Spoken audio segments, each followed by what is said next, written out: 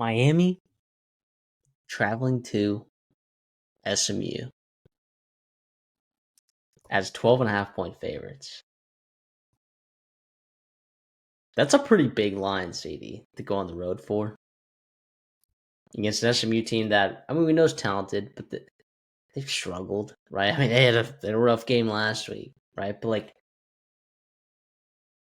Miami is not necessarily coming off of a you know heater themselves. So I guess what I'm getting at, CD, here is like this is a confusing game for me to pick. Where are you at with this one? Yeah, man. I don't. It's weird. We're in November, or we're going to be in November in this game, and I still don't know what to think of SMU. I still don't know if I have a good grasp on them because they don't have many impressive wins, if any, right? At Clemson, I'll give you that a little bit, but much different than that Clemson team's looked in the last 15 years. Lose to Wake in a close game. You lose to Baylor in a close game. You lose to TCU in out of conference on the road. Just like some bounce the ball things here. There's a reason why I think we're previewing this game, and part of it, I think there's a real chance SMU wins this football game. Now, Miami, you lost to Louisville, you bounced back last week, and you get a big time win. You kind of roll over Stanford, but it took some time to get going. It was 7-7 at half for Stanford, and Carson Beck, efficient but not super dynamic. You kind of got the ground game going in the second half there. So that's going to need to pick up in this game to go on the road for SMU. And then, of course, got some dynamic dudes for SMU. Kevin Jennings, 3 or 4 running backs they like. Of course, RJ Maryland, hopefully get more and more healthy, trying to get him there to what he's been. Jordan Hudson, they're going to have to be more dynamic than they've been to win this football game. This is a good defensive team for Miami. It's gonna tell me a lot about the character of the national championship level caliber team that I think this Miami team may or may not be. And they don't have to go out and blow out SMU. They don't have to win and cover or whatever it may be. But I think you have to show up, and I have to see some grit, some intensity right away. I want to see some fight and some dog in you. I got Miami in this game. I'm going to take them minus 12.5, but listen, I don't feel great about it at all because I really don't know how good SMU is. And SMU can come out and really show their stripes there and really scare Miami. Yeah, it really depends what SMU team you're getting, and it depends what Miami team you're getting, right? Uh, I I think a loss to Louisville, as devastating as that is to lots of fans of Miami, like I'm sorry, that just happens sometimes. It happens sometimes in the ACC. It happens, when you're playing against Jeff Brom. Like it literally just happens. It just happens sometimes. It hurts that it was at home, right? I still think this Miami team is just wildly talented, and I think it would be an incredible disservice to college football if we didn't get to see them play in the college football playoffs. I get that Carson Beck, can hold you back at times, but also, elevate you at times. Depends what Carson Beck you're going to get on a given day. I like this SMU roster. I was surprised that they lost to Wake Forest, but also Jake Dickert. Jake freaking Dickert. That dude's 5-2 right now, and took over an absolute dumpster fire. And by the way, a play away from beating Brent Key's undefeated Georgia Tech team at home. Like, what are we talking about here? Sure, you lost to NC State on, that was bad, but that was, week 3. Wake Forest was not a great football team, right? It was after that bye week that they sort of started turning it on. You're like, oh wait, that's Wake Forest team. Oh, okay, they beat Virginia Tech. They're not great. Okay, Oregon State, they haven't won a game, whatever. Oh, they just beat SMU. Okay, and that all that is after they took Georgia Tech to OT. So I don't know. I think SMU is talented enough to keep this game close. However, I'm with you. I'll take Miami minus 12.5 here on the spot, even on the road. Even on the road.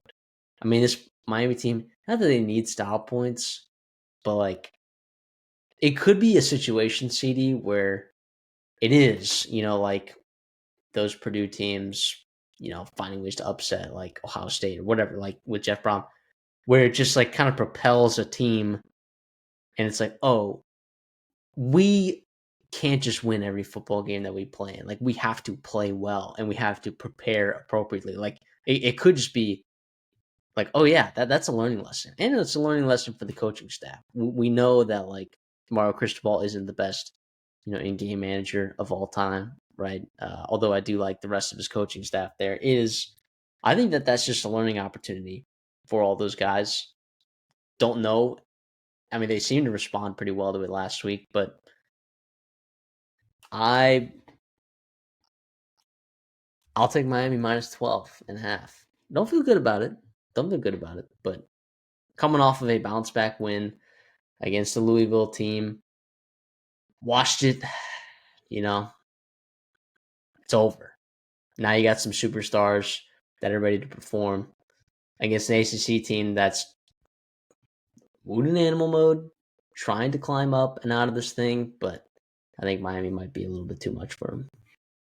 Yeah, I mean, this SMU defense, they get after quarterbacks, 25 sacks on the year. Now, Carson Beck has only taken 4. Part of that's his, like, quick decision-making. That offensive line is damn good. Yeah. Like, that, yeah. I want to ask you a question here. If you are Shannon Dawson or Mario Cristobal, and we go back 8 months, right, to January, the portal cycle, would you trade Carson Beck for Kevin Jennings? Like 8 months ago, absolutely. Yeah, definitely. 100%. Like if Kevin Jennings was in the portal as well, like you would have put that for whatever that money you gave to Carson Beck, you would have put that on Kevin Jennings.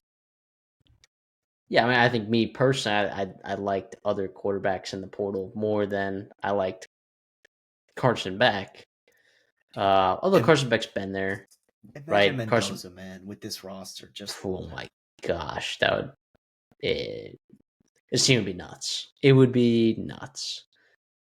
But it's also crazy to see like Miami, like you saw this with like in that Bama dynasty, and obviously can't compare this Miami team to the Bama dynasty. oh my there, gosh! But what I'm trying to say is like some of those national championship teams, like they were recruiting at such a high level that like there were freshmen every year that would pop every year. And it seems like Miami, more than some of these other top teams, like have freshmen that are popping. Yeah. Multiple of them, not just one, like multiple. So it's like, wow. Okay, so this Miami team is like recruiting at that level. All right, okay. Oh, so they're like that talented. Oh, okay. I see what it is. They're strong on both sides of the line of scrimmage. They got a quarterback when he plays well, they can win football games, and they got a lot of young guys that are hungry and play some really good football. I mean, think about like legitimately look at like the Tua game, right, against Georgia. Think about all the receivers in that game. Left They were tackle, nuclear. right tackle. They're both freshmen, yeah. Yeah, and then receivers. I mean, was that a Devonta Smith was the one that caught the pass? Yeah. Judy had a touchdown, I think. Oh no, Ruggs had a touchdown. Judy had a big catch. Yeah, I mean it's Najee Harris.